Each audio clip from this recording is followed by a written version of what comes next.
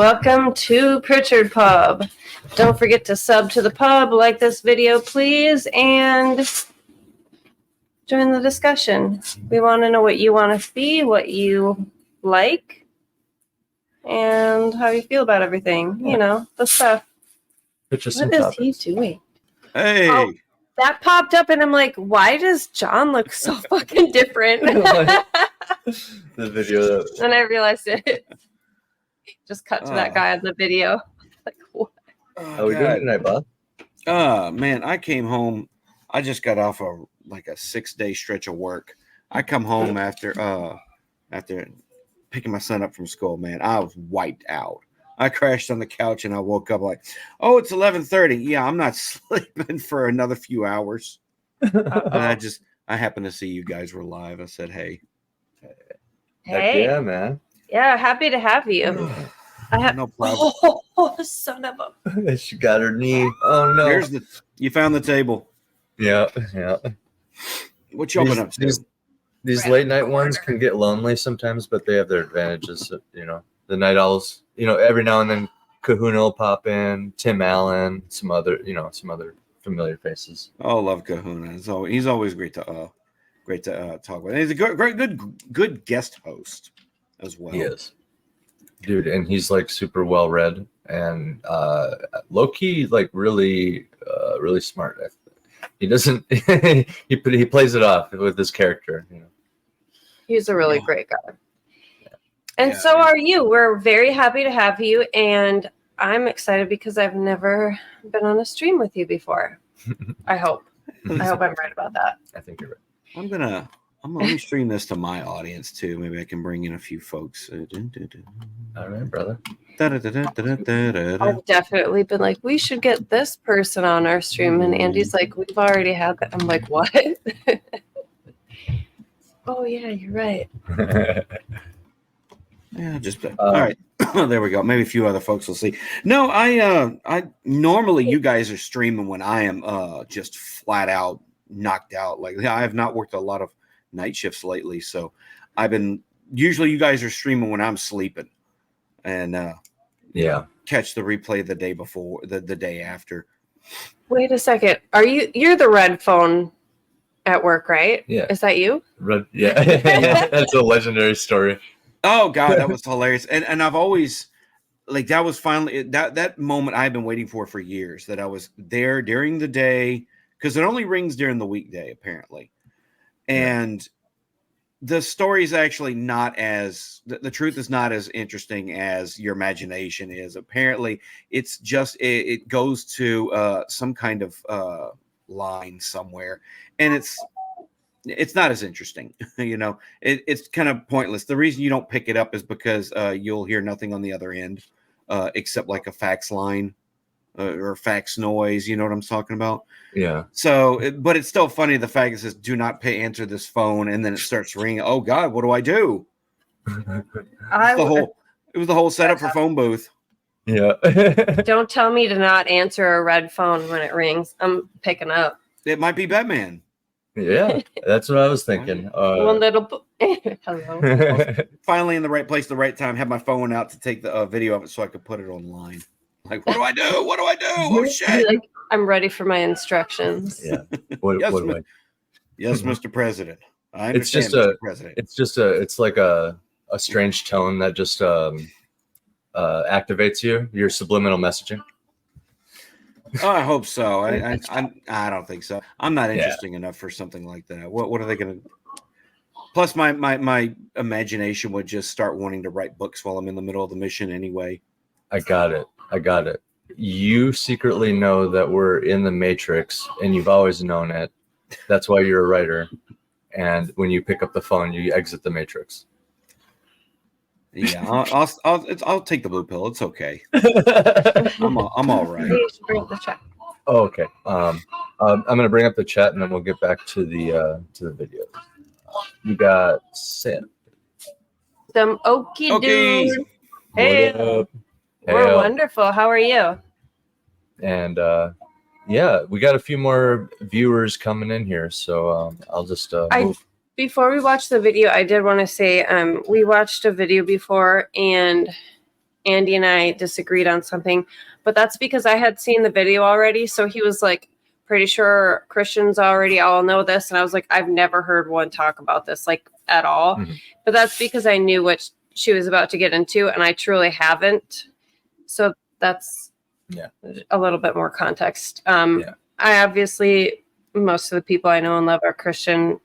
It wasn't hate on them. It was just because I've truly never heard anyone talk about it, about the other book that King James wrote and all that. So just some context.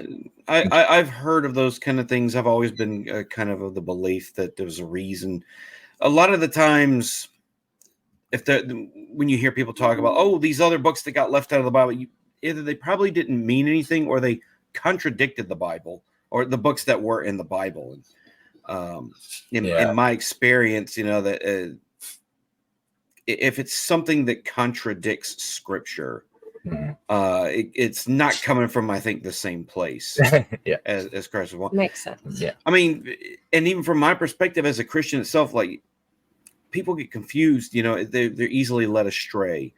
But when it comes to the thing that I've always grown up noticing is that when it comes to other religions, other faiths, other beliefs, they all end up doing the same thing, which is denying that Christ was the Son of God, and that the path to salvation is through him.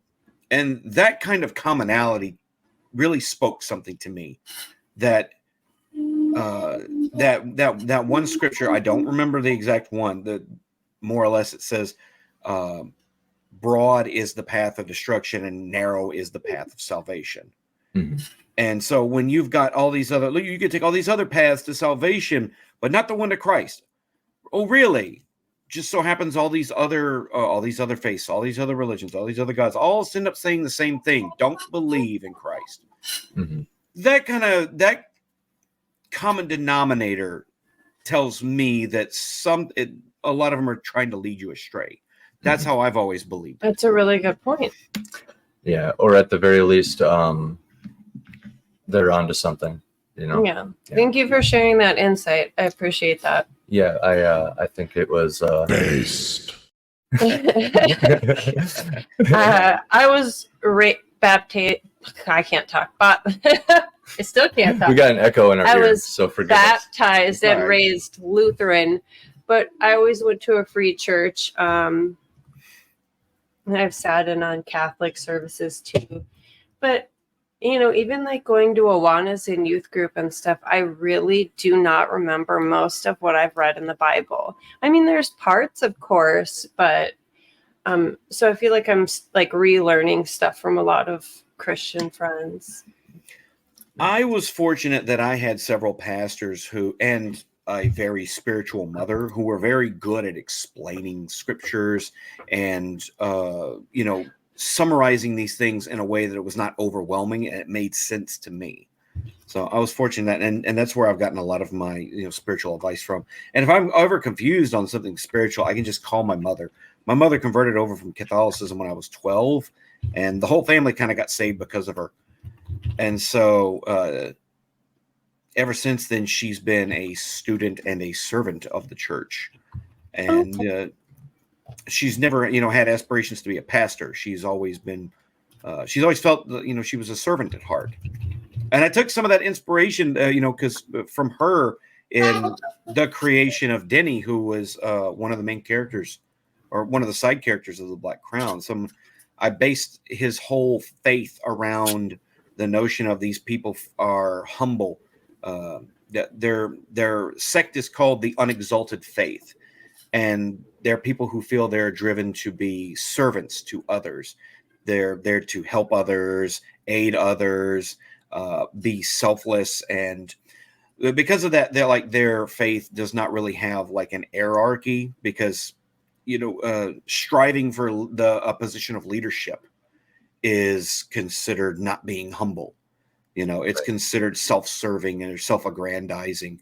Yeah. So, naturally, their faith is a little disorganized and, kind of comes across as more or less kind of like a bunch of homeless people all sharing a bit of a space. But, they're goodwill workers, though. Yeah, they do organize enough to try and do, good things for others. And that's where Denny kind of comes into play. That's why when you hear me describe the book, he's referred to as a helpless elf, because in my efforts to try and do things differently from other fantasies, usually when you think of the elf in a fantasy story, what are they? They usually got a bow and arrow. They usually go with magic, connection to nature and all that. And Denny is none of those things. I can actually bring up Denny's picture. Yes. On this. When we finish the Black Crown, if you ever want, I'm going to record ours soon, but I have the Katie and me where I'm actually going to do like formal pre-recorded interviews that are, in my opinion, really good questions. So if you want to be a guest on that at some point, I could send you questions over and see if that's something you want to do. Oh, sure. I'd love to do that. That's awesome. I love your character. This artist nailed Denny's demeanor and look perfectly. Like there was it just right from the get-go, absolutely nailed it. Yeah. That's something AI sure can't do, at least not yet either, because that emotion is you can only get that from a person. I truly believe that. And because I commissioned this art before the book was finished, I actually added a line in the book about this picture, kind of in a bit of a meta way, when Rags is going through his journey and venture with them.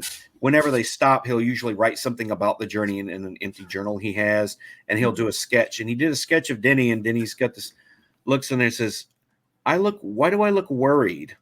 He says, are you worried? Should I be worried? That's awesome. I love that. Should I be worried? Should I be worried? Just a little. It's fun little bits like that. I actually just got done reading a book that's got full of a lot of interactions like that. I got to do the review tomorrow. It's like an Easter egg. Yeah, a little bit. The artist. I just got done with this book, The Crew, by Sadir Samir. And this is like a novelized anime, by the way. You can probably tell it's inspired by anime with the guy that looks like Inuyasha on the front. Yeah. Totally. Like this book is like 80% character interactions. And so if you like, lighthearted anime that doesn't take itself too seriously and, fun characters that bicker back and forth with each other, you'll probably like that book. I'm just putting that in my notes. Yeah, nice. It was a fun, quick read. Didn't take itself too seriously. Didn't get too heavy though, but a lot of fun. It was a lot of fun. Good. And very imaginative. I knew when I got to a point where they were fighting a guy, a naked guy a flying naked guy with who was covered up by a gigantic beard, throwing exploding fish out of a bucket. That shit had officially hit the fan. Yeah. What the hell am I doing? What the hell am I got myself into? Yeah. That's really just a good visual. Great visual. Yeah. So without further ado, we will oh boy. Glad to hear the chat's doing good, by the way. Yes. I'll queue up. I have a special clip for when we get back at it. Whoa. Here I come. Oh, here I come. Oh. Say the weird thing. People are desperately seeking realness. My inner dialogue is some of the most absolutely unhinged shit you've ever heard in your life. And it can go from deeply philosophical to complete gibberish to making noises no human being should or has ever made. And on the surface, I can look calm, cool, and collected, but inside, I have the leprechaun in the hood screaming, "Hither my hand, hither my hand." I probably need to be institutionalized. I mean, that's just how I am all the time in this house. So I feel like, especially when I'm around my people, yeah, we all got to say the home. weird thing. Oh yeah, we're just making noises and being wild in this house all the time, singing random things. Nothing wrong with that. And don't apologize for the kid either, because I'm a parent. I got 3. I know how it is. They can get out of control and you make a little noise, especially when they're that little. Funny church. Speaking of church, there was this one time we had a guest speaker that came there, And we had most of our church was a lot of small families. Someone had a baby, and we didn't have a cry room at the time, and the baby was fussy. And this guest speaker stopped the sermon and asked, can we get the baby out of the oh gosh, what was the tabernacle? What the preaching? Oh my gosh, I've forgotten what we call the room that we preach in. Shoot. What is it? Altar room, service room, Service room. Yeah, service room. Can we get the essentially can we get the baby out and take care of the baby before he didn't want the baby crying before he continued. And oh man, the congregation after church lit our pastor up. Do not ever let that guy come back. That was rude. They didn't appreciate it. Because and the mother that was so embarrassed that he asked her to do that, she actually left the church. And that also made it way worse. Like, I was in there in the congregation. I was mad. Like, I hear this every week. It's fine. I can hear the pastor. It's not that big a deal. Thinking that to myself. I thought he was rude, and apparently so did everybody else. Yeah, I get really, really upset when people complain about babies crying on airplanes. I promise you, those parents don't want that baby crying. I promise you, that baby doesn't want to be having a bad time. Yeah. And if you've ever gotten sinus block on an airplane, it hurts so bad, and they're tiny. Yeah, you have kind of an anxiety attack that your kid is annoying other people, even though they can't help it. But what's funny is, as you get older, you become kind of immune to your own kids' cries and fussing, and you just look at them and like, okay, you're throwing a fit, whatever, who cares? But when somebody else's kid does this exact same thing, I've seen people like damn near lose their shit, like it's a personal affront somehow. That's sad. I've seen a lot of parents tell their kids to shut up and be so rude to them. Oh, and especially after I lost Olin, I was at a gas station and this woman was so horrible to her kid, and I had a freaking meltdown about it. I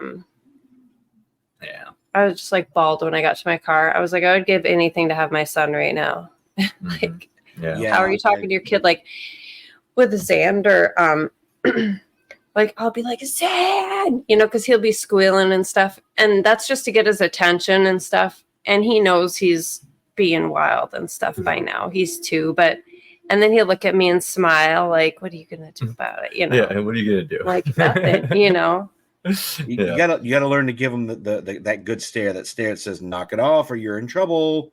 Oh, one time. They need to learn to fear that look. Yeah, recently I am. So when I grew up, my dad raised me, but I'd still have to go to my mom's on weekends and stuff. And my mom was one of those like guttural rage screaming at me over the tiniest things. So that was very normalized for me. And as an adult, I've had to really, really learn to not be that way. And, with a child, I can't be that way. I don't understand how anyone could, in that the way she did. And so Xander kept doing something and he wasn't listening over and over, and I was like, knock it off, and I did that really loud guttural horrible scream, and he threw the toy. He had 2 toys in his hands. He threw it down and started bawling. And I immediately grabbed him. I'm like, I'm so sorry, I should have never yelled at you like that. I felt like the biggest piece of shit for 2 solid days. It was horrible. And I'm like, I will never do that to you again. I can't. Yeah. I know they need discipline, but and I know people lose their mind, but I just feel like I can't do that, Yeah. I remember when I was 5, my mom could paddle the hell out of me. And believe me, I got a lot of ass whoopings when I was a kid. But I will say I was also a destructive little shit, so I did deserve some of that, what I got. Mom used to do that thing where you make me go out to a bush and pick a switch. Yeah. And bring it back to her, and then she switched me with it. I've had belts, paddles. That was this one time I was 9. I did something. I don't remember what. Mom was mad. She spanked me with her hairbrush. Oh. And she went in, and after one whack, the hairbrush broke. and bounced around the room. And we were both so startled. She was so startled, she actually forgot to finish paddling me. We were both like, wow, what the fuck? That was intervention. That Yeah, makes, a little enough. bit. A that little makes bit. my heart hurt, though, honestly. But I'm glad you're a functioning, solid adult. Yeah, sure. believe me, like I said, I'm old. I'm mature enough to understand that a lot of what I got paddled for when I was younger and got spankings for was something I had earned. Because my thing when I was a kid was I just like trashing shit because I was a little boy. Yeah. You know, I was like, oh, that looks interesting. I'm gonna go grab a stick and I'm gonna bash it in and see what happens. Just gonna fuck it up. They're just gonna fight. Yeah, exactly. And you know when dad would be like, "Why did you do that?" I don't know, because I wanted to. You know, I was a little bit of a Bart Simpson at the time, and a lot of people forget when that show first came out. Like his attitude was considered very, rebellious and anti-authoritarian-ish, and disrespectful to parents. There was a lot of parents groups that didn't care for the Simpsons when it first came out. Yeah. You know, Bart's saying, "Don't have a cow, man. Eat my shorts." This is all mild stuff now. Nowadays, kids will actually sit there and curse at each other all online. Like, why is the machete sitting right there? Oh, I was showing it off on stream. Okay. I'll be right back. I thought the kid would like it. What kid wouldn't want a machete? Yeah. It's like, this is my machete, and this is my son. Here's my mini collection. Context, yes, it has a cover, but still. It's closer to a sword. Right. There's a really good comic strip that's based off a line from Terry Pratchett. You've probably seen it. Where have you ever read any of Terry Pratchett's Discworld books? No, I own one though. I have my hand on. You know, some books are about a set of characters here and there, and there's one set of books. It's about death. And the guy that ends up marrying Death's daughter and Death's family, essentially. And there's this line that got turned into a comic. It was great, where Death has his kid with him. And I don't know if it's the grandmother or some other old woman is berating him and says, "That child is playing with a sword." And his response is, it's an instructional tool. What if he cuts himself? And it just zooms in really close on his face, like, then that will be a very important lesson. That will be yes. Yes, it will. Sandra loves this. It's like a plastic candle with a foam, like the tridents that are red. He loves running around with that. Oh, yeah. When my son was younger, speaking of toys, he was about 8, 9. They had really cool toys that they have not continued since. They had light up lightsabers that, they made the lightsaber noises when you touch them, not the collapsible ones, the light up ones. And man, we played with those for years until we just destroyed them utterly. And they have not sold those since, and I don't know why. They were great. I would have loved those toys when I was a kid. It was the same thing with Nerf. Nerf had a bunch of Nerf swords and Nerf toys when he was younger, and we played the hell out of those too. And they don't sell them anymore. You'd have to get them on eBay. Yeah, I remember the having. more we take away weapons and stuff for kids, like for example, wearing masks and bringing toy weapons to school for Halloween, the more we ban stuff like that, I feel like the more they are used and people have less of an understanding of them, and it's like then they turn 19 or 18 or whatever and buy a gun and go nuts. And holy shit. Okay, so some of these Nerf swords that I'm looking at in good condition are between $50 and $100. Oh, jeez. Yeah. Collector's items. These were like, oh, hey, Hale, I didn't notice you. Sorry about that.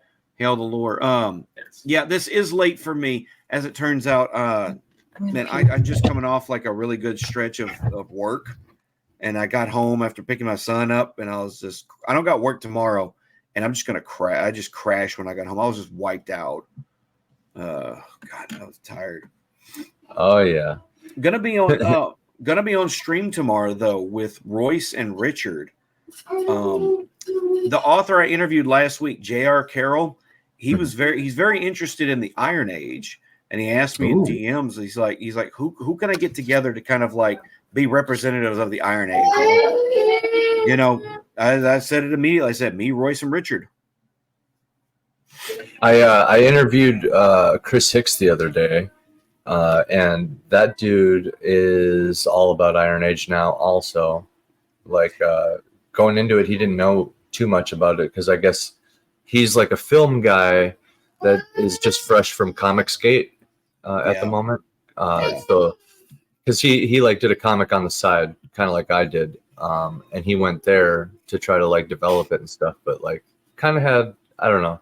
It seemed like I don't want to speak for him and say it was a bad experience, but like he had some type of experience over there. So by the end of our conversation, he was like, "Holy crap, Iron Age is awesome! Like you guys seem really, really chill." You know, Kahuna was on there for a little bit, so we had like 4 solid hours of just rambling on about how important it is to like be independent and our just kind of like our stories from our like journeys and stuff. So it's kind of cool seeing people gravitate towards it. Yeah, I feel like the more people learn about the Iron Age, the better. You know, the more it kind of grows. It's grown a little slower over time, and every time it seems like it's just kind of quieted down a little bit.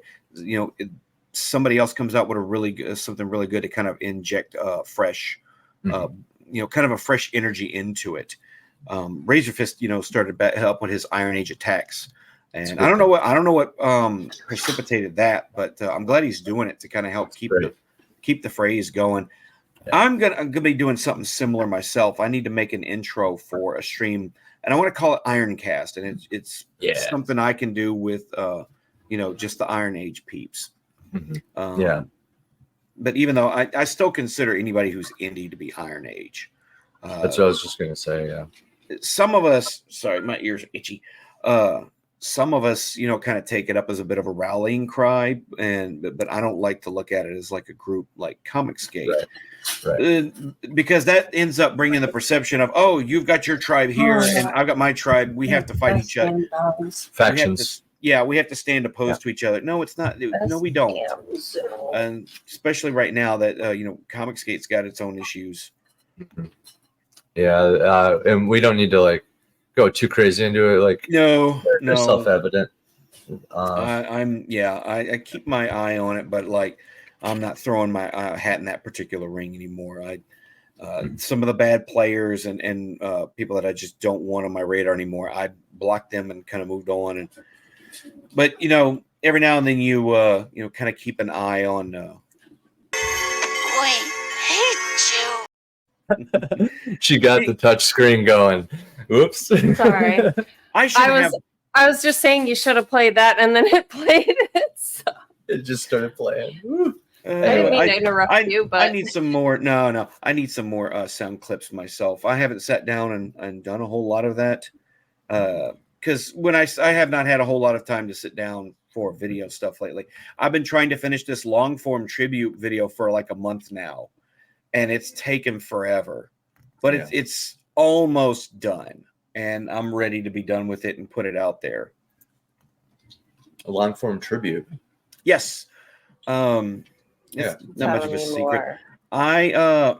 You can probably see some of these books over here I got for the purpose of I think one of them's missing. Where the hell is it? Yeah, whatever. It's a 1 hour tribute to one of my favorites. She was a dark fantasy author named Sarah Douglas. You've probably seen me mention her several times on the stream. She is she wrote dark fantasy, historical fantasy. This stuff was very good, and I read most of her books. And she was prominent. Her name? Her name I'm is going to put it on our list. Sarah Douglas. Sarah without an H, and Douglas with 2 S's. Douglas. She's Australian. Nice. I automatically did no H, so that's awesome. Now, that you'll see in the tribute, I go into what her work is all about, and cover the series that she's written. She was very influential in a lot of ways with her writing advice that I've taken and applied to my own writing. Do you have a book we should start on? The tribute will cover that. Like, I'll go over all of them, but the one book to start with is in America sold as The Wayfarer Redemption. Okay. Which was the book I was looking for earlier. No, that's Sinner. Oh, here it is. Yes, this is it. This is where I started. I found this in my mother-in-law's pile of like romance bodice ripper. Bodice ripper. Yeah. And she was an old Mississippi housewife. And she had stacks and stacks of these books. And I saw this book sitting on top, and I looked at him. I had been reading fantasy for a few years by that point, and I said to myself, that don't look like romance. Although there is romance in it. This actually a love triangle as part of the this particular book. But and as she grew as a writer, she actually admitted later on, she's like, that was kind of a mistake, and she tried to fix it. But like, her fans loved certain characters and elements, and her editors kept bringing her back and saying, hey, that character that you blew to smithereens, please don't do that. By the way, this is an order.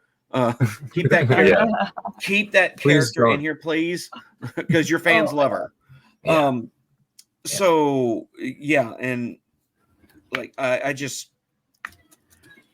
loved her work, and I felt like it's fallen into obscurity amongst all the fantasy that we have out there, and especially her work nowadays with where YA and romantasy is really popping off. It's where the industry's kind of at its peak. That's where the trend is in the fantasy industry at the moment. Fantasy publishing, romantasy, dark romance, spicy smut books that are kind of all this. She would have dominated those genres if her work was published now instead of then. And none of the booktubers, bookstagrammers, book talkers know about her. One knows, two that I know of. Brian Lee Durfee has read her book, and Razor Fist knew about her.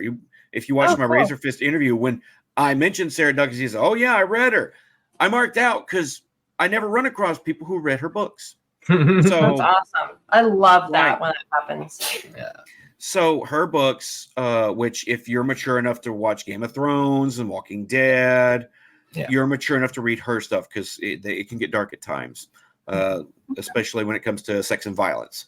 Because she doesn't shy away from it. She writes mature fantasy for adults. Fantasy with bite. Right. That's how she saw it. They're part of the human experience. So I wanted to make a tribute, rather than just review all her books, just make a tribute, talk about all her books, a little bit of her life. And, I didn't have a whole lot of time to sit down and record all of this. And now I've been in the editing process for about a week and a half. And I can't wait to watch it. Yeah. I've almost got it. It's over an hour long. And I've got to record one more bit for it where I go over the fact that she lived in a haunted house. Oh, sweet. And told the story of, this little spirit that lived in her house called Hannah, who would mess with guests if she didn't like them. It's something else. She was something else. Unfortunately, she passed away in 2011. So, she's not here anymore. And I still got a couple of her books left that I haven't read that I need to. That reminded me of someone I was dating passed away while we were dating back when I was 16 and he was 18. And the guy I dated from when I was 17 for years, swore he would wake up at night and feel like something messing with him. And he swore one time he saw his face and he was convinced he was haunting him. Oh Lord. Yeah. I believe in powerful spirits that can kind of mess with you, but being a Christian, you've always got the weapons against them. And you can always make evil spirits flee from you. I will tell you right now, when I was getting sleep paralysis for the first time, I was in a house with two other people, found out they were also getting it. And then when we left that house, I never got it until we lived in this creepy haunted apartment. And That was the only time I saw one of those black shadow figures. And this was before I knew people see those. And I saw a black solid shadow figure. I was on my side and it was bent at the waist and its face was this close to me. Like it was just solid black staring at me. And I could see that it had an arm either on me or the bed.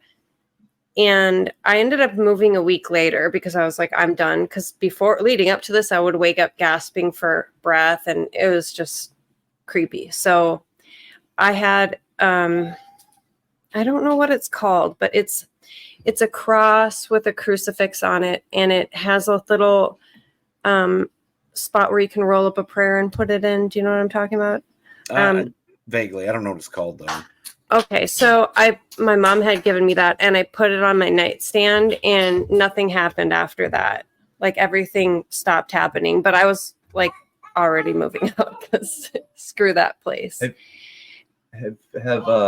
you seen was there anything else you wanted to say? Well, no, it's like the power of that is like, and I'm not a very religious person either. You know, I do things that people consider to be occult with my tarot, even though I read for Christians. I feel like you can easily interpret it as messages or signs from your God. You know what I mean? And it's been really helpful in my life too. But anyway, I don't feel like it's evil at all. But that's neither here nor there. It's wild that I didn't necessarily think it would work or think it wouldn't work. I just felt like putting it there and it just helped. And I think that says a lot.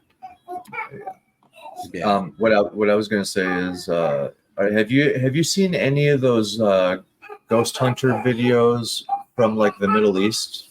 There's like Middle Eastern creators that like use Snapchat and other like Twitch also and Snapchat, and they'll like completely alone. They'll go to these remote ruin areas that are like haunted, and it's pretty apparent that they're haunted, not just based on appearance, just like the shit that's going down in the video. So like, not only is the video live, they're completely alone. You know what I mean? So it would be incredibly hard to fake this if it is, and it's like all the most realistic like poltergeist activity stuff. Like stuff is just, it's very simple. Like stuff is like being thrown at them. You know, like maybe they'll see a shadow in the mirror at best. You see a shadow dart across, you know, like it's all shadows and objects being thrown, you know what I mean? And the reason I bring this up is because of what you said. Spiritual people have the tools needed to repel these evil things, because as soon as the Middle Eastern people start praying to God, which this is Judeo, like Abrahamic religion, right? So Yeah. Source. As soon as they start praying to God, these jinns or evil spirits and demons they get so angry, and it's crazy. I need to say something really quick because YouTube won't let me type it. And it's the follow-up to me saying all of my exes have one thing in common. They live in Texas? No, I sure hope I never see that motherfucker ever again. It wouldn't let me type it, so YouTube rejected your comment. This usually means they think it's spam. Try changing it a bit, but I don't want to change that. Yeah. It's not spam. They police comments. You can't post links in it either. Right. YouTube is wonky. But yeah, those gin videos are insane. Yeah. It's like, I hadn't watched a whole lot of those because when I was a kid, when I was younger, like that was a big boom of like, you know, UFO shows in the early 90s. And I used to watch a lot of that, Unsolved Mysteries and such. And I've even seen a couple of UFOs myself in one night when I was night fishing with my dad and my uncle long ago. I have, you know, someone asked the question, you had some kind of supernatural experience. I have seen a ghost, and recently. And that was I was kind of shocked that I had to chalk it up to that, because I was on one of my night shifts at work, and at the nurse's station, you've got a hallway that goes down here and down there, and I can look down both, right? And we kind of dim the lights down off the halls, so everything's a little dimmer. Yeah. And I just, when you're dreaming and you're talking to somebody, and in your dream you don't see their face, but you know who they are. Yes. That's always been really weird and frustrating to me. Yes. But what happened that night was I had this sense in my peripheral vision. I saw a tall, lanky woman in a pink robe, long dark hair, an older lady. And this was in my peripheral vision. I perceived all of that in my head. When I turned, in just the bare second when I turned, there was nobody there. And I thought, did I see someone? Looked up, down, all around, no one. Down the halls, nobody in the in front of the nurse's station. I thought maybe somebody just passed by, and I missed them. No, there was nobody there. I had no choice. I had to say, you know what? It was a ghost. It had to be a ghost. Yep. Yeah. You go through the why can I not think tonight? The possibilities. What's the Oh yeah, you go through all the possibilities in your head, But all the explanations. yeah, explanations. The rational explanation. explanations. Yep, I didn't have an explanation, but I know I saw what I saw. I know what I perceived. So I was not that tired either. It was right after I got there, so I was wide awake and still had caffeine in my system. Frozen Douglas, can you hear us? Maybe we froze. You froze. I see you. Okay, there you go. Did it freeze because of that video you had? I hope not.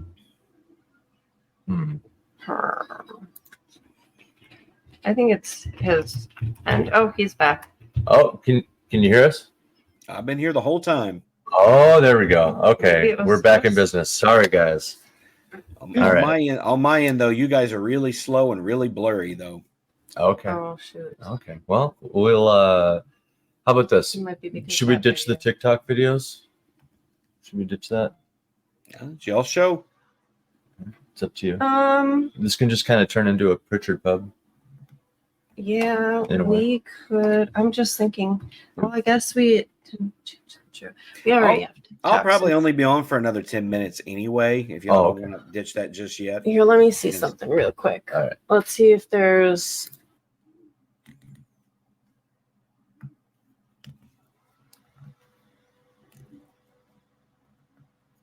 And if you guys can hear me, you are froze on my end. I don't know why it's freezing like that. It's got to be y'all's internet. Yeah, that's what I'm thinking. Okay. You're coming back though. You're coming in and out. We can hear I always All right, do. here, let's you.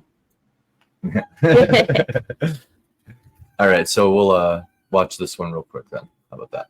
If anybody's watching, am I live and they're froze or what? Okay, I see you, Tim Allen. So it's just me talking? That's interesting. Well, it's my stream now. Beep, beep, Bat Sauce. Bat Sauce, you are... they froze and I'm live. All right. Oh, no. They're gone. Welcome to Pritchard Pub with John A. Douglas. It's my show now, bitch. All right. What am I going to do to mess this up? Let's roll some dice and see how the recovery goes. Nope. Come on, I got to get a D20. Give me a D20 before we get back. Oh shit! There's my artificer dice. This always rolls like crap. Let's see. Roll for recovery. That's an 8. That sucks. I gotta get rid of that dice. I love that dice because it's got little gears on the inside, but man, it rolls like garbo. So let's see. What can I talk about while I'm over here? You guys, I've got good news. We're going to have some big Black Crown news coming up soon. I don't want to give away what it is because I want this to be a complete and total surprise. But keep your eyes out. Once this big tribute video I was talking about earlier drops, it's going to I'm going to go try and get this filmed real quick, and it should be fun. It'll drop in the next month. trying to do a lot more live, a lot more live stuff, like not live, long form style videos, because I get a little tired of, I'm a little tired of the day. I'm working a lot more lately, and I haven't had a chance to sit down and do like, real short videos a whole lot lately. But I want to get, I've got a lot of video stuff in the works, and I've made a list recently because I'm trying to maximize and put out a broad net out there. I've been watching a lot of book talk, Bookstagram, and BookTube videos, and kind of trying to get that whole get that formula down, because the shorts was one thing that I haven't mastered yet, and that's a little frustrating for me because it's not that hard to do making them, but you got to do it the way they do it, and I just believe in that, casting out as wide a net as possible. Let me see. I'm probably going to be doing another book haul video before too long. I've got a bunch of books, and I think a comic book too that I got in the mail, so I got to make that out before the end of the month. That way it can come out before the month actually ends. And I've got this whole pile of good stuff. A lot of good things coming lately, and I'm looking forward. Just got done with a book, The Crew by Samir Sadir. I'm going to get that review out the way. That's pretty good. Pretty good little one shot. It's like a novelized anime, a little like Sister Samurai. Really funny characters interacting with each other. Really fun actions, over the top action sequences.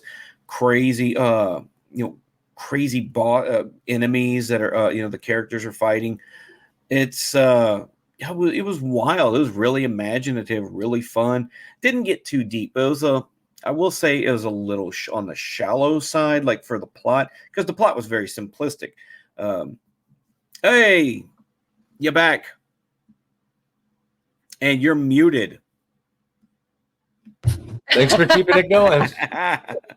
No problem. The same thing happened when I interviewed my friend Christopher Brenning, the author of The Hellborn King, and my internet went out, and he was just like, "Oh, well, I guess I'll run the show for a little bit." Then had to restart my computer, so I figured I could keep it going. This is amazing. We've never had 32 people watching at once. This is great. Thanks, man. Don't get too excited. What you're seeing is probably the views. I've got this streaming to my X account. So what you're seeing is probably the views of people seeing that as they're scrolling by. Yeah.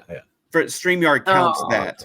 Gotcha. It's not actually 32 people watching, because it'll get up in like the hundreds. But that's just the people that are like scrolling by, and they see your live on the tweet, and then they go past it.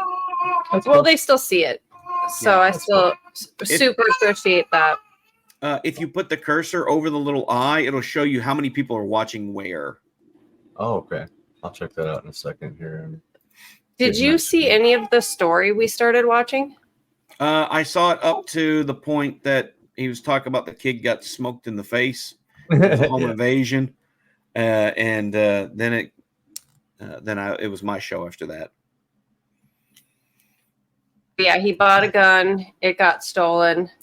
This is frustrating me though. 10 years later, they said we found your gun. Kid got smoked in the face. Okay. It's being stupid on TikTok, and it's like not going. It's all right. Window. It's all right. Not a big deal. Nothing ever goes the way you want it to go. I'll just do it like this then, I guess. Yeah. It's just it just seems weird that like one of the biggest apps out there, like TikTok, is so inconsistent like that. Because all I did was refresh the page, and it's like a completely different website or something. I'm like, why is it so different? Yeah. Basically, we were.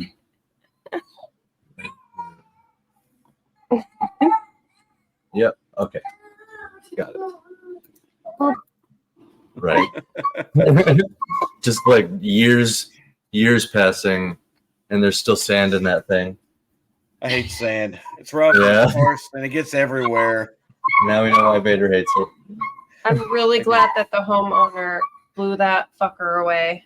Yeah. Seemed like he was causing trouble for years. especially since he had a gun and it was an armed robbery. And if he did try to kill them, you know, Who knows what would happen? home invasions are I have nightmares about home invasions and shit. But We actually wound up. Hi, RH Snow. Good to see you. Hail Snowball. It was poor girl had a heart attack last week. A small one, apparently. After her poor niece passed, they found her poor niece had passed away. And I have Mrs. Snow. I had you in our prayer group tonight when we were at church, and they prayer requests. I said, yeah, told your story. So, keep you in our prayers. But yeah, we are up late. I just happen to be up late because I don't have work tomorrow, and I crashed when I got back from picking my son up from school. I'm talking, I was wiped out. I didn't know that. I'm so sorry. I love you. You always have our whole family's love and support and prayers. We're always thinking of you. Oh man. I need to get That's back rough. to her next book soon, because I've been thinking a lot about her book, and it's always a good thing when I think about other people's books, because I want to find out what happens next, but I also think I have a better analysis of a book after I think about it for a while. And I was actually over the last 2 days contemplating a new little video series on my channel called John A. Douglas Cooks, where I kind of go back to a book that I read a while ago and kind of just talk about it a little more, because I usually review a book right after I get done reading it, but like my thoughts on the book aren't as clear or well defined until like way later, and I've thought about it and processed the story a lot more. And her book, like, I think the most remarkable thing to it, other than just have y'all read Watcher of the Damned? Not yet. We're making our way. It's easy to say. It's easy to sum it up. I still need the PDF we bought. My link expired, so I was never able to access our online version. Oh, it's easy to sum up. What's very easy to sum up her book is Beauty and the Beast in Fallout, Texas.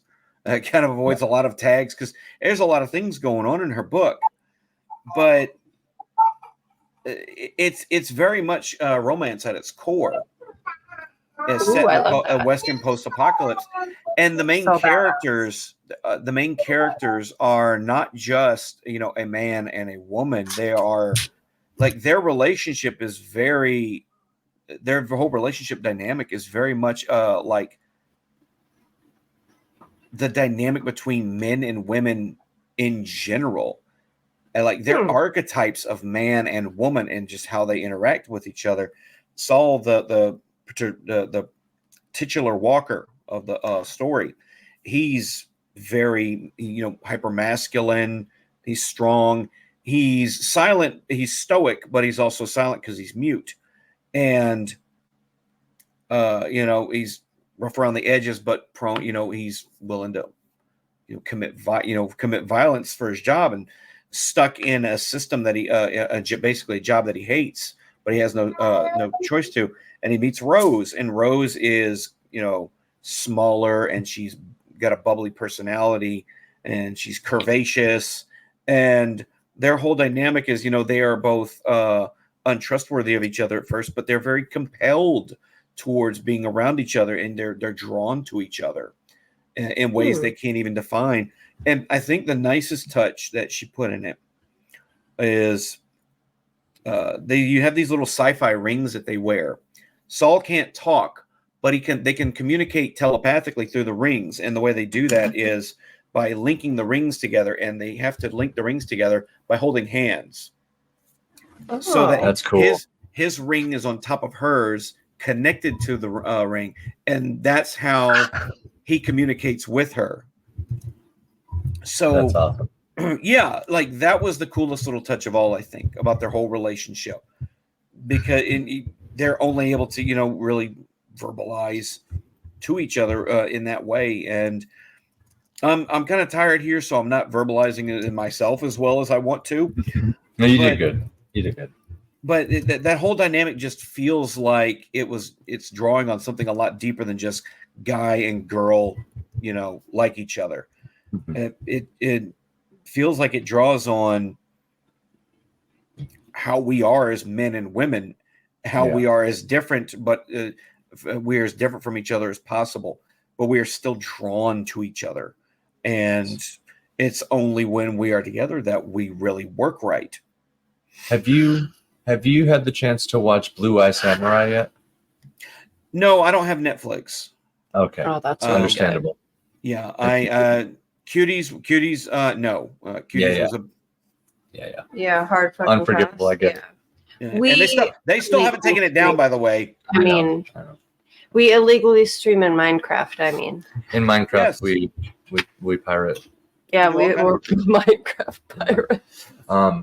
So yeah, if you can find a way to watch that, the reason I bring it up is because I would group it in the same genre as everything that you were just talking about. Like if R.H. Snow had millions of dollars to dump into a Netflix series that was animated, I feel like it would be even better than Blue Eye Samurai, probably. We need to get more film out of that. Like, start doing Iron Age film. Like, we need to get on this. Make some Iron Age film. The trick is low budget. Yeah. We can make amazing low budget stuff.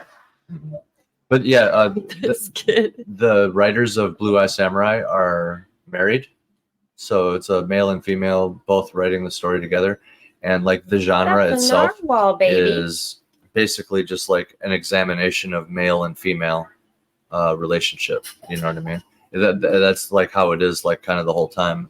And I just couldn't help but think of it when you were describing Watcher of the Dam, because I'm like, man, I would be interested to hear what she thought of Blue Eye Samurai and also the new Fallout series, because I I feel like it's kind of those two with a I I'm have so sorry. some of the best. Man, He's baby. having fun. He's Yeah. having fun. The best books that I've ever read probably some of the best books I ever read came from married couples. Like they make one hell of a dynamic, and it's always brings out something special. Bless his heart, rest in peace, Steve Miller and his wife. Oh God, I can't remember her name. I feel so bad now. Steve Miller and his wife. Steve just passed away not that long ago, back in November. There was, what was her name? Margaret Weiss, Tracy Hickman, Dragonlance. yeah. Richard and Wendy Penny, ElfQuest, which that I made a video just announcing that they were getting that animated thing, and I'm still getting, that is algorithm gold. I am still getting hits and comments on it. It's got over 3,000 views, like 3 months after I posted it. It is insane. And there was one more. I might do a tribute video on them someday because they're pretty good. Michael O'Neill Gear and his wife. I can't remember her name at the top of my head. They did this book series called the First People of North America or something. Essentially what they do is their books are all standalones, and they're both like Native American, they're both archaeologists of North America, right? They dig up, and their specialty is like, the Native Americans, going back to, but even before it was settled. So each book is in a different region, a story set in a different region with a different people and a different culture, in a different time period. There's a few common themes that run through them, like they make it very vague as whether or not there's actually magic power, where it could be seen as like there's a little magic, but it could just be they believe it is. But their books are really good. Two in particular, one was People of the Owl. That was a murder mystery. A whodunit murder mystery, was very good. And one that's going to end up on a video at some point was my favorite of their books, People of the Lakes. It is essentially a Native American Lord of the Rings. Awesome. It is an epic quest. Sick. It's an epic quest book about a ragtag group of people who are going to they're trying to get rid of a cursed mask, and the only way to destroy the mask from the shamans that they have is to go up the Mississippi River and throw it off of a blessed waterfall instead of Mount Doom. Yes. And it is fucking awesome. It sounds awesome. What is it called again? People of the Lakes. Okay. Yes. I That's highly awesome. recommend that one. I read more than that. One was like People of the Raven was a war story. And one that was like two books that were two-parters. I haven't picked up any books of theirs lately, but you could pick up almost any book of theirs, and it's fantastic. And they're a married couple, so their stuff works. Yeah, I think there's something to that. I really enjoy writing and then passing it off to my wife to edit, and then hearing her opinion and coming up with cool ideas. My wife ain't interested in my stuff. You guys are never gonna know like anything that I've had to do with his book, like the little parts and stuff. Mm-hmm. It's But good though. It's good that you got a All little the bit of a brilliant hand. stuff is him. Yeah. Yeah. He definitely has in A Promise of Starlight, which still has to be, he still has to go through and do his final edit before I do. But we're going to do it this year for sure. But I can't wait. It's so good. It's full length, and there's parts that I still remember lines from that book that stick with me. And it's just, he just has a gift for writing. I mean, I feel that way about his lyrics and his music, but so I knew he could do it, but it still highly impressed me when I saw what he could write too. It's just like, I feel like I got a little too dark at times. I have to dial that back. I have to dial it back a little. Yeah. There's a threshold where your protagonist can become extremely unlikable and irredeemable. Yeah. That was something I kind of put into the Black Crown, and going forward, there's a line in that Ragoth has later in the book. Y'all haven't read the book yet, right? Not yet. Okay, No. so no spoilers, but Right. this isn't much of a spoiler, but there's a line he says later on where he says, "If I rule, never a tyrant," promising himself that he'll never become the kind of tyrant that he's seen other rulers become. Mm-hmm. And so throughout the series as it goes on, being at that line of I have to be a leader and do what's right for my people, but cannot step over. He does not want to step over that line and become a tyrant ruler. That just like the kind of people that he doesn't like. And without spoiling too much, the moral standing of the protagonist is kind of one of the points of my novel. It's kind of an examination, like how far would you go for your children? Right. Like people will become monsters for their children. Oh yes. And shamelessly. I wouldn't care. Like No. I don't. We actually had a bit of a jump last week. Somebody played Ding Dong Ditch on our house. They they banged on our trailer window.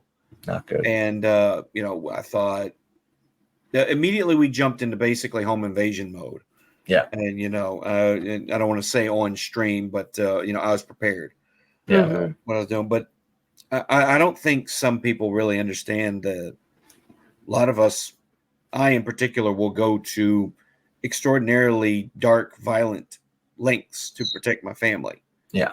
I don't want to say it on stream because I'll get banned. Right. I will definitely get dinged if I say what I'd be willing to do yeah. to another person with my bare hands. Yes. But I would. Especially in Minecraft. Yeah. We were getting ding dong ditched when Xander was not even a year old, like 1:32 in the morning. And we have dogs and shit. So it's like, do not ring our doorbell. And my cousin actually knew because at one point they lived down the street, and he actually it kept happening to them. So he did a stakeout. So he told me their address, and I was like, if it happens one more time, I'm gonna go wake up their parents and make a big deal about it. But That's what it I never figured. happened. It was probably teenagers, Yeah. pranking. I mean, you gotta tell your kids, people are armed. Yeah. It's. And then we just had a guest, Zani, on our Pritchard Pub stream, and somebody sent us an email beforehand, and we didn't get it until after. But it was someone who doxed him and basically told us, "Oh, you're about to host a Fed. He worked for a security company, so he's a Fed, and we've been tracking his every move." Link. And then he said some other shit, and then he said, "Good luck." So it was threatening. I actually made a little YouTube video reading it. And I'm like, if someone sends you a video like this, don't click the link, because Yeah. that's how he's doxing people. So Yeah. I'm not falling for that. And I didn't want to give attention to him, but I did want to post it. So just in case other people encounter that, they cannot click that link. Yeah. But you're trying to dox people. And so I'm like, I'm going to make a police report about it, because Zani gave me their information. He actually hired a PI about it, and it's like this whole thing because they're harassing him so much. But I'm like, I'm going to make a report just in case, because in the event that someone tries to swat us, like, I'm not playing fucking games. So I'm going to be like, hey, we have dogs. We do a YouTube stream. This, is the situation. But yeah, we are prepared, and I would really hate to have someone break down my door and I prepare myself, and then it's an officer and something bad happens. I'm terrified of that, and everyone with a family should be, honestly. Yeah, it really should. And I don't think a lot of people that you end up arguing with that are sympathetic to, they're more sympathetic to people that break into your house than they are you as a victim. And I don't give them or their opinions any credence, because they're not the ones that have to deal with that aftermath. They have all the luxury in the world wherever they're at, probably from some gated community or crimeless suburb where they don't have to deal with those kinds of things. Act like they know they know all the answers to what would happen if somebody did this. If somebody came up to them, they have this notion that they can. Tim, that's actually friendly. You go up and pet it and establish dominance. You can keep with those. You can actually train those to guard your property. I'll put you in touch with my buddy Nerva. I know he comes across like a brain-addled pornhound, but he's got skinwalkers that work for him. So he knows what he's doing. Dude, Nerva is hilarious. Nerva is a hoot. Nerva is one of the most interesting people to follow on Twitter. And he's a little more mild these days compared to where he was at. But man, he is a solid dude. Yeah. Agree. It is scary. And we do not gatekeep. I don't care. With the exceptions, as I said in my video, unless you're a P3DO, you hurt animals, you do those extreme, clearly evil things. Yeah. I don't care about your religion, your political stance. I mean, like, obviously, to a degree, there's extremism, but like, the whole point of our role in Iron Age and culture building is we don't want to gatekeep, and we want to show that you can have relationships that are good with people that don't believe the same things as you. And because it's more about our freedom and independence from the people that have been dictating everything for since the founding of the country, basically. You know what I mean? Like, not even then. They're just like the monopoly guys, essentially. And Zani was really great. He's like, he told me ahead of time someone might say something to him, and he was right. But I'm like, he's like, if you don't want to have me on, I understand. It's like, no, we're not going to not host a guest because some asshole's trying to fuck with you. Like, then he wins. Yeah. So I just don't know why people have to be so insane. But it sure makes Uh, the good people that much better. honestly, I haven't even gotten a whole lot of stuff like that. I've never gotten death threats or doxing attempts, and God willing, hopefully I don't. It's knock on wood, you know. Yep. Yeah. Hopefully I don't, you know. Even though I've pissed off a lot, I have pissed off my share of people in my time. Yeah. Yeah. You. I've seen you throw some haymakers. Hey, I'm about to read that. Oh. I had to chase down a dude who stole my bike right off my front porch. Cops had to take the bike as evidence, so I still lost the bike. And that's worth it. So I have something in my throat, so that was... I tried to be like soothing and calm, but that was probably irritating. My bad. I can't say nothing. My voice is my voice. It is what it is. It's got a certain quality, and it's not going to get any better. I found out, well, the new job I got that's remote, I'm leaving for another job because the benefits, the cheapest family plan for medical and dental, shit you not, $2,300 a month. Yeah. What? Yeah. I couldn't. So I went on to, I'm not even going to say it because I don't even want to talk about the state we live in right now. But so I went on to the state, medical site for plans. And I have been seriously hundreds of calls and texts a day that started immediately. And I'm pissed that our own government pages are doing that to us. Yeah.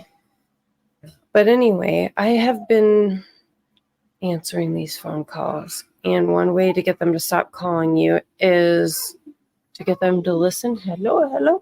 And like the most blood curdling, awful, loud scream you can into the phone. So my voice is a little bit sad. Yeah. Did you hear that? Yeah. Did you guys hear that? That was the computer. Are you Switching sure? Things, yeah. Oh, God. I thought that was your dad's guitar. So, which has happened. So, at our old house, when we were a block away from my uncle, Andy went down there to have a smoke with him. I was pregnant, so we didn't have the baby yet. And we were watching a TV show, but I had it paused right in front of me. The dogs were both sleeping on the couch with me. And his dad's acoustic guitar, that's right behind us there, his late father's guitar, was in our bedroom. And I'm sitting there, the house is super quiet, and I hear a loud strum on the guitar. I'm like, whoa. So I called him. He was with my uncle down the street, and I called him to tell him about it. And he, for the first time, he is always at my uncle's house, for the first time noticed this child's acoustic guitar and had picked it up and was playing it at the same time. Yeah, I was in the middle of playing it. And I was like, that's your dad telling you to do music again. And then Evely comes along and all of this stuff, and he is doing music again. So it's just really cool. Iron Age. Yeah, That's cool little crazy. story about that guitar. So I thought it just went off again. I was like, did you hear that? But No, it that was was our computer. just the computer. Yeah, I was switching. I got It's hard sick of to our tell. echo. Yeah, well, it's hard to tell where things coming from I got with these on. I got the echo figured out. I just have to have it set up. I was just like, I'm just I think- switching it. I think only you guys can hear it because Yeah. So, It's good now. Yeah. well, I actually have more. yeah, with the freaking ghost. Obamacare, dude. I have more. God, don't remind me. It is Thanks, Obama, and I mean it. through my job. It's actually the cheapest that we and my wife could do is I get my insurance through my job, and then she gets a separate solo insurance from the exchange. Because if it puts either of us on both of them, it's too expensive. It's retarded. Mm-hmm. But it is. but I've known that for years. Like whatever they instituted in place after they passed the law was it was never intended to work. It's working as this is working as intended. It's intended to be something that ultimately fails because what they want is the point where it fails. And they go, oh well, we should just go ahead and have socialized medicine then, and have the government pay for it all. And I love throwing that in people's faces where they complain about it. And it's obvious you knew who they vote for. That, wait, hold on now. You voted for the guy who put this in place, right? What do you mean it's too expensive? How is that supposed? It was called the Affordable Health Care Act, right? Right. You remember that, don't you? I try and red pill some people by forcing them to kind of look in the mirror a little bit. Yeah. Sometimes it goes through. Most of the time it don't, though. Yeah. They You just know, get upset. No. They say it takes a village, and it's our job as a village to teach each other, to show each other that self-awareness, or try to, things like that. So you're really doing a favor, in my opinion. So my job that I had when I met Andy, I paid $10 for a family plan, and it covered medical, dental, vision, all of that. I paid $10, 0 deductible, 0 cap. It was the best insurance you could possibly get. And they ended up selling the company. Benefits sucked after that. I quit anyway because of my medical issues. But after we lost Olin and I found out I had the uterine AVMs, the standard treatment is a hysterectomy. Well, I wanted to preserve my fertility, right? And have a baby. I had 3 miscarriages, and then we lost Olin, and it's like, we really wanted a family. And if I didn't have that insurance, because when we switched to his insurance and the company that bought out my company, those both were Blue Cross Blue Shield plans. And I admin the AVM, the uterine AVM group on Facebook. And Blue Cross Blue Shield will not cover the embolizations because they consider it elective. Right. And so I would have never been able to have my child if it wasn't for the last few months I had with that insurance. So I'm really, really blessed that we had that for the amount of time that we did. Yeah. I'm sorry you had to go through that. Couldn't imagine how bad that felt, because when me and my wife were trying to start our family, we understood that my wife who has PCOS.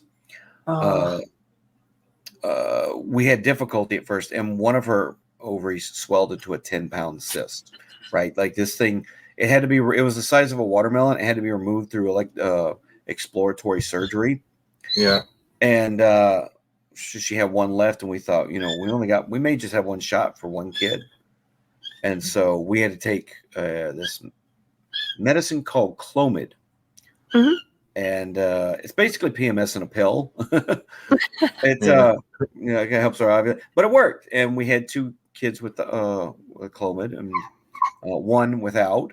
Heck yeah. So we've been blessed. But that period of time where we were trying, and we were not sure that it could even happen, it was very frightful. We wanted a family, and even being around other families with people with kids actually kind of hurt us, because it felt like we were being denied that kind of happiness. Yeah. So, I know kind of how that feels. Yeah. Exactly.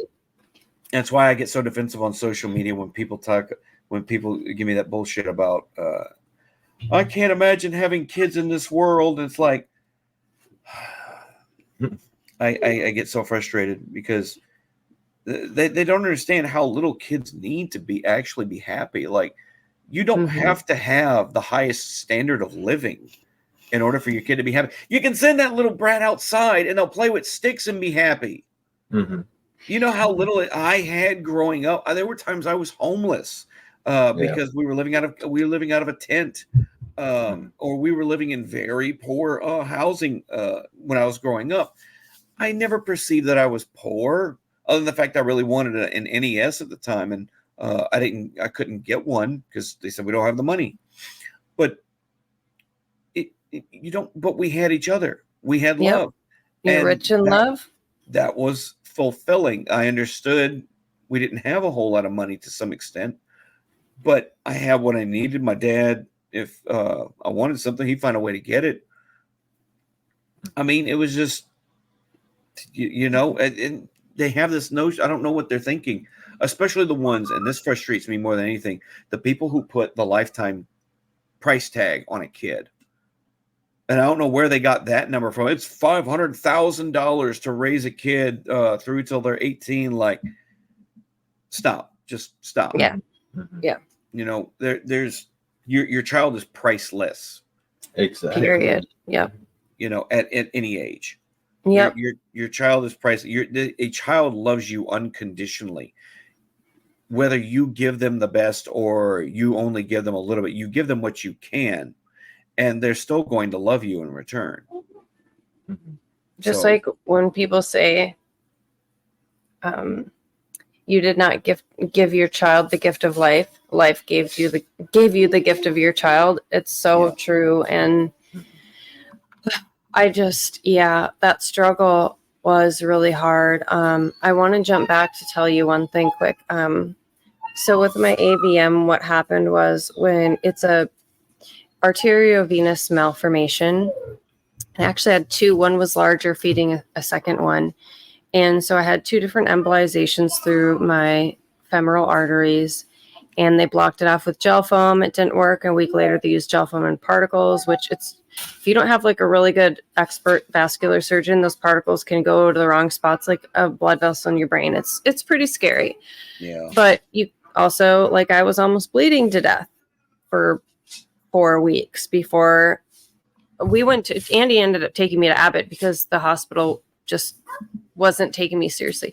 Yeah, you bleed after you have a baby. And I'm like, I'm hemorrhaging on and off. I promise you, you know, and because what was happening was my endometrium was filling with blood and then it would just gush out. Like I woke up one morning and our bed was covered in blood. It was terrifying. And I was like popping a bunch of iron pills. And anyway, so what happened when I got pregnant, because your blood volume goes up so much, it made the AVM grow. And so one of our friends, bless her heart, I love her to death. I got mad at her, but I didn't say anything to her.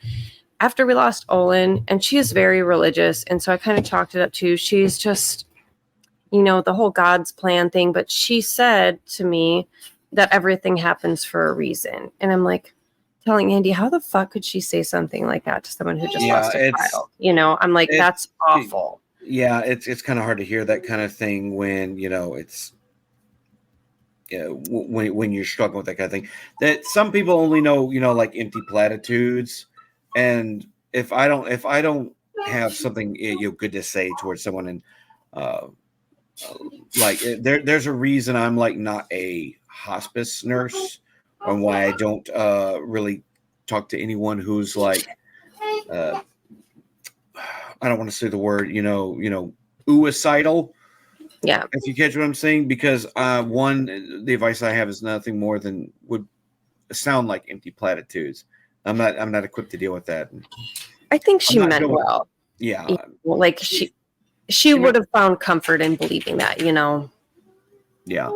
Not like one of my former bosses, an old aging, haggy, old upper class lesbian who heard me and my wife were trying to get pregnant, and she, to my face, told me, "Oh, John, you're too poor to have kids." Oh, like, come on. Honestly, I've never been so gobsmacked in my life. If you wait till you have money or wait till this or that, it's never going to happen if you wait until. That legitimately was the most insulting thing someone's ever told me.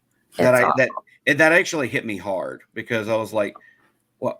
You know, and I went back and I was legitimately hurt, because who was this person to judge me that I didn't have enough money to have?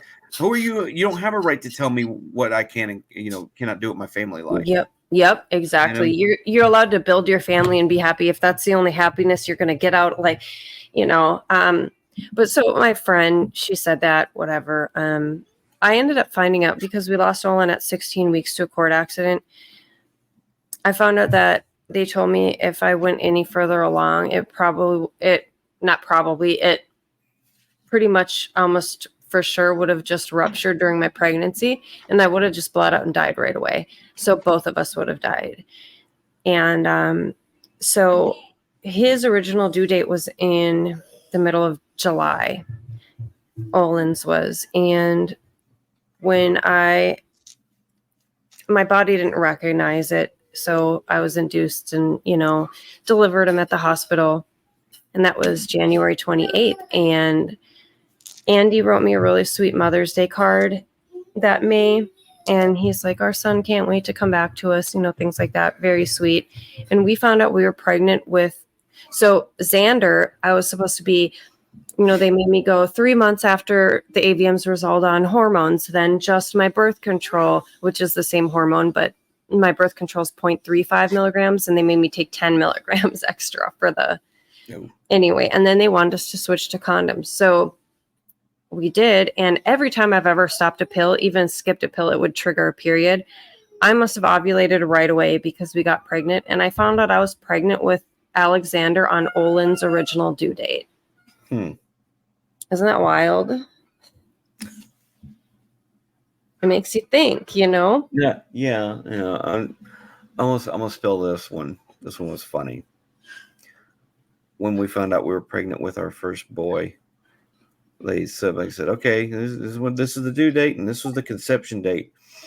And I looked at the conception date, and I'm like, I remember this night.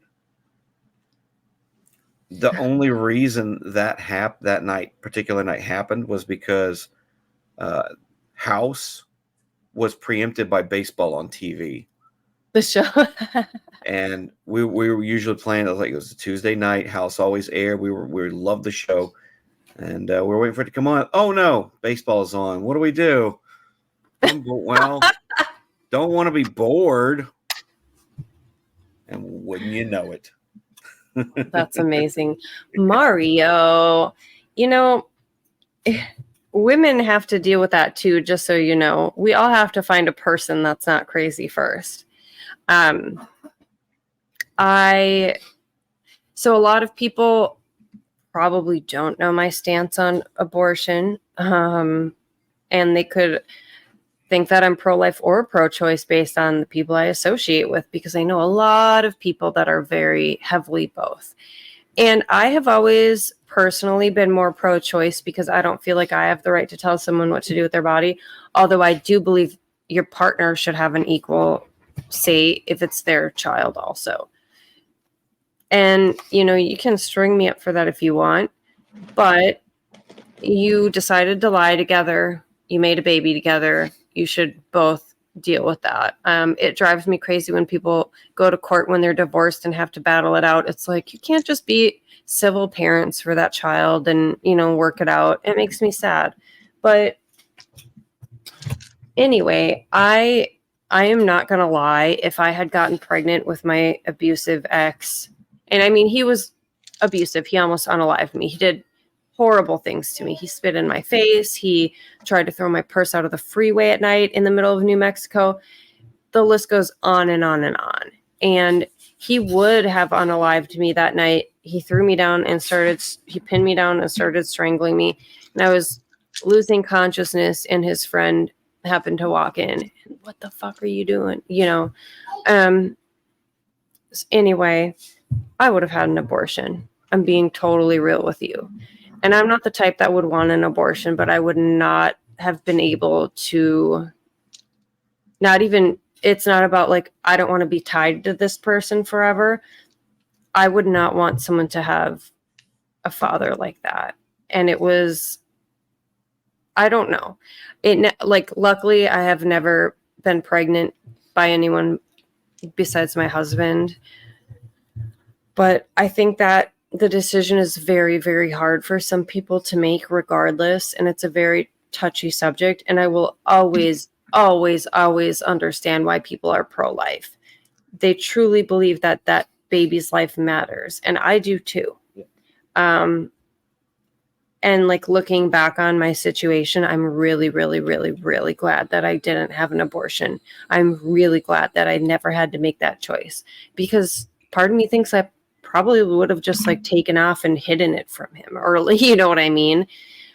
And I don't like to think about it too much, of course, but I mean, babies are so precious, and we do have such a bad system for, foster care and adoption. It should be better reformed, just like the government. And it makes me sad, but the fact that somebody could say to you, John, that you don't have money is wild to me, because you see two people that love each other and want to build a family and build that love and support and goodness that we need so much of in the world. Well, again, also remember, and it hurts a little less later because I realize she's an upper crust older lesbian who's not married. You know, she was an old cat lady at the time I met her anyway. So like, just out of touch. I didn't even realize I had this dice. Hit it with the blue shell. Apparently it's a Mario dice. A Mario Kart dice. I don't know where this came from. Nice. I've never seen this before. It's a good one. You'll have to forgive me. You'll have to forgive me. I like messing with dice. It's very, I don't know. Mine. Speaking of dice, our little one shot that we were talking about was approved by Twitter, and I think I'm going to do a little prototype to see if it's viable for the Iron Age and stuff. I'm pretty sure it is super doable, but I don't think anybody else is going to be doing one before Pritchard Pub goes live with our one shot. Right. So I'm going to try to be a good example, because I want other people to do it too. If I was going to be more involved in like the D&D stuff, I had a chance when I was involved with Geeks and Gamers Tabletop doing their Starfield stuff, but like, there we go. Nice. Unfortunately, my Monday through Friday work schedule is so eclectic and it changes that I couldn't commit to any time for a regular stream. That's why all my streams are at different days and different times sometimes. Yeah, ours is like that for a while, and then we like buckled down, and now we're just gonna make it work, even if there's only one of us. I've got so many dice, RH Snow. I've got this is they'll all fit in this. I love this bag right here. This is probably the best dice bag right here. The dice giveth and the dice taketh away. And then it's got, you can put it on like a backpack or something. Do I have your Labradorite one in here, or do you have that? I think that's a special. I got him a Labradorite one where the crit fail says fuck. Yeah, I've seen those. I got a dice tower full of them up there, big ones, small ones. I got all the Starfinder dice, which kind of roll like shit, to be perfectly honest. Metal dice roll like shit too. And dice with stuff in them look cool, but they also roll like shit. They're unbalanced. Right. The weight. Yeah, I don't have too many crazy thoughts other than that I am very aware that the cut can affect how it rolls, and also like what you said, like the material it's made out of and the consistency of it. So like she said that she got me a Labradorite one, which is true, but that's something you got to be careful with, because if you get like a certain type of stone that just the nature of the stone is, you know what I mean? Yeah. Like what comes to mind is like agate. If you get like an agate dice, that would probably roll like shit, because it's my understanding it's a bunch of different layers of different minerals that create an agate. So yeah, it would have to be off weight, you know? Yeah, just the little solid plastic ones are the ones that roll best. And there's a way to test them. You mix in a bunch of salt and water until the salt stops dissolving. Yeah. Very warm water, and you stir in salt until the salt stops dissolving and it settles at the bottom. And then you put your dice in there and you start rolling it around and seeing if it keeps coming up on like a certain set of numbers. Wow. Like if it keeps coming up on a certain set of numbers, it's unbalanced. Yeah. No, totally. That makes sense, because that's how sensory deprivation tanks work. The whole point is to just confuse your body's center of gravity, right? Yeah. So like if you're like letting the dice do that and it just keeps popping up 17s over and over again, it's like, wonder what's going on there. Well, look, man, this has been a lot of fun, but I'm going to have to go ahead and head on out. We're going to be heading for bed soon. For sure. And got some doctor's appointments tomorrow and stuff. I'm going to be on, for everyone watching, I'm going to be live with Royce and Richard on J.R. Carroll's channel tomorrow. You can find, if you go back and look at his episode of the Author's Outpost, you'll find the link to his channel. And we will be on there together talking about the Iron Age to them. Heck yeah. And are we? Is there still a Friday thing going on? Yes. We should be. I He got. loves it, ditto. My son wants to talk about it because he's a big Fallout lore aficionado, and Awesome. he will be joining us. He will not be on stream like his face, only his voice, Right. because he don't want his face on the internet. That's a cool idea. Actually. Reasonable. Like off camera. How That's old cool. is he? He's 17. Oh, okay, cool. It's like a very Jamie from Joe Rogan podcast. Yeah. How old are your girls? I thought you had 3 little kids. I don't know why. No. My oldest is 17.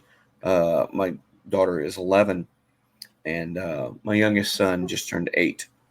Oh, I thought you had 2 girls too. My bad. So that's cool. It's the one. Yeah, and so far the other guests will have Vex Electronica will be with us, and she's a pretty sizable YouTuber herself. Awesome. I haven't streamed with her before. Oh, we'll have to catch that. I thought Ego was going to be able to join us, but he didn't. He's not going to be done with it in time. Night, Snowball. Love you. Be well. Who else? It might just be. And Spence from Fantasy Files podcast is going to be there. Awesome. Heck yeah. I can't wait because Awesome, Tim. over on our end at the Iron Seas with Bad Sauce and Kahuna, Kahuna's kind of been caught in the middle with Bad Sauce not liking the show and me liking the show. But like, I totally understand all the reasons he doesn't like it. I generally enjoyed it, but it's a mixed bag. Same. It's a really big mixed bag. Right there with you, yeah. Do you play D&D with your kids, Yes, John? we've been playing it for I years. can't wait. We're actually gearing up to go through one of the starter boxes again because we took a break just because I was working so much, and Fridays have kind of settled as a really good day, and they're itching to play something again. I said, look, here's what we can play. I got all the minis and the maps and the starter stuff for a D&D campaign. Game night. I got a bunch of Starfinder stuff, and that's a little more complicated, but there's a lot of stuff to it. It's fun. Yeah, he plays Armada and stuff. That's like he's a good Warhammer. teacher, so like he's Basically taught me Warhammer. magic and sorry. And I gave him a couple other choices like a Mario campaign or Minecraft campaign, and cool. even a Fallout campaign. And they were like, "No, let's just do regular D&D." Okay, no problem. Right? Fallout. I will say this: Fallout transfers over to real D&D very easily. Yeah, I think I've got that actually down here somewhere. Yeah, there it is. Oh, is there an official one? No, it's an unofficial one. This is a 5e Fallout conversion that I printed out. It's probably been updated since. I never actually played it though. But it had I really like the stat sheets that somebody come up with. Yeah, that's the way to do it. Yeah, That's the fun of it. That's one. This is another good one too, right here. Well, that's the thing about okay, I know you got to go, but like I'll just be quick. That's the really good thing about Fallout. Anybody out there who's looking to homebrew but they don't have like a world, consider the Fallout world because it's all laid out for you already. Think about the special stats, strength, perception, endurance, Yep. down the line. It's all just laid out for you, and you can almost just kind of straight up copy the games in a lot of ways and fill in the blanks with 5e, That's one of the best things about 5e. You can reskin it to almost any setting. Yes.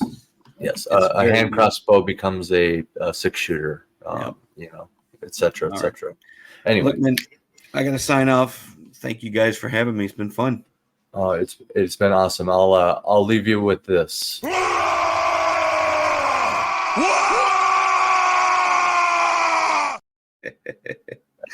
I love it. Thank you, man. It was so wonderful to meet you and stream with you. Later, guys. Have a good one. Take care.